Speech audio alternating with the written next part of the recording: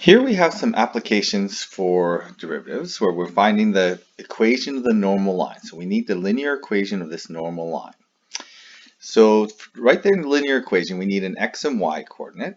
So at x equals pi, y is going to be equal to, as I plug pi into here, cosine of 2 pi is going to be 1. Log of 1 is 0. So we get y equals 0. So to find the slope of this, I need the derivative. And as I differentiate this, I have to remember that I differentiate the outside. I have to apply chain rule.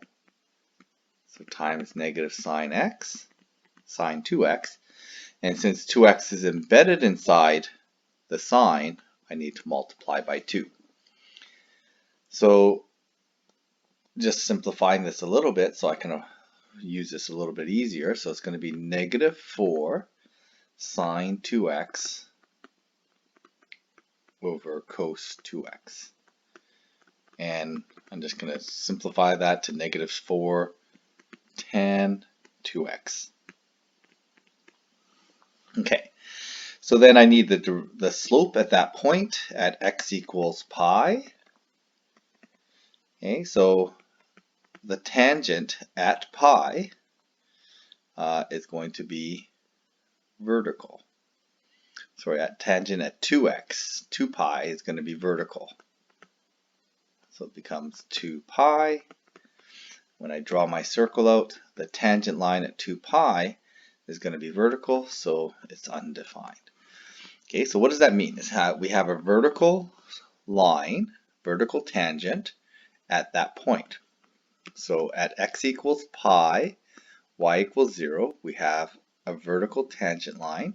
The equation of this tangent line is going to be x equals pi. So there's my solution. Okay, so the tangent line equation is x equals pi. Okay, so here we're given some information. We're given the g function at x equals 5. So we want to find the equation of tangent line of this g at x equals 5. G of 5 equals negative 3, and g prime 5 equals 4.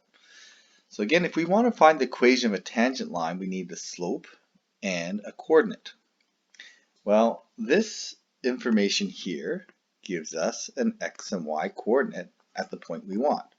So x equals 5, y equals negative 3. This information here gives us slope at the point that we want, at x equals 5. So the slope value is equal to 4. And now I can write in my equation. Y equals, my tangent line is going to have slope of 4. And in point slope form, it's going to be x minus 5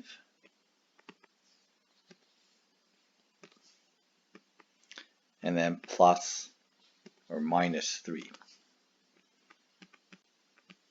Okay, there's the equation of my tangent line.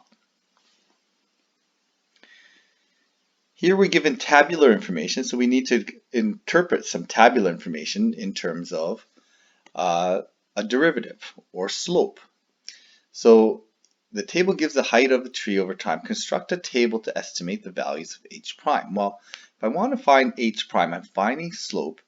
And what I can do is use the change in y over the change in x to find h prime. So I'm just going to go h prime of t. Okay. So the time interval, okay, and I'm just going to do it like this. So I'm going to do it in between the first 2 points. Okay. Here I have a rise of 13, a run of 7. So it's going to be 13 over 7 would represent my slope value. Between these two coordinates, it goes up 10 plus 4, sorry, plus 7. So I'm going to get 10 over 7. Here, my rise is going to be 8. over a run of 7. Okay, between these 2 points, I get a rise of 6 over 7. And between these 2 points, I get a rise of 5 over 7.